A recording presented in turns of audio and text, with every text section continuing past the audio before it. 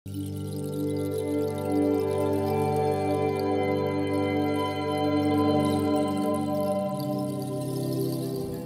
নদীর তীর ঘেঁষে গড়ে উঠেছে নতুন বিনোদন স্পট।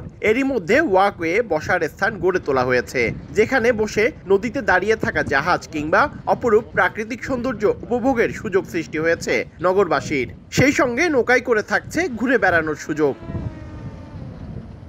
শাহমানত সেতুর পাড় থেকে বলিরহাটের পাম্প হাউস পর্যন্ত 4.5 কিলোমিটার এলাকায় এই পর্যটন স্পট নির্মাণ করেছে চট্টগ্রাম উন্নয়ন কর্তৃপক্ষ সিডিএ। প্রকল্পে রয়েছে ওয়াকওয়ে, সাইকেল লেন, বসার গ্যালারি, ফুড জোন, পার্কিং সহ নানা সুবিধা।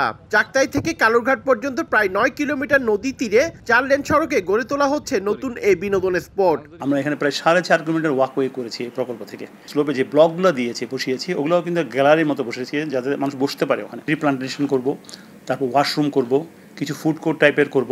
নগর পরিকল্পনাবিদরা বলছেন, নগরীতে এমনিতেই উন্মুক্ত বিনোদন স্পটের স্বল্পতা রয়েছে। কয়েকজন বিখ্যাত স্থপতির ডিজাইন অনুসারে প্রাকৃতিক অবয়ব ঠিক রেখেই কর্ণফুলীর তীরে এই কেন্দ্র গড়ে তোলা হচ্ছে।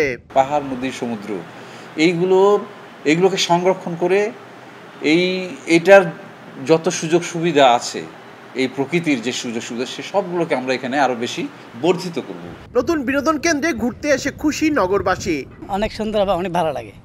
প্রাকৃতিক একটা পরিবেশের মধ্যে আমরা আছি, অনেক ভালো লাগে। সবাই বলে এটা হওয়াতে বাগুলিয়াবাসীর জন্য একটু সুবিধা।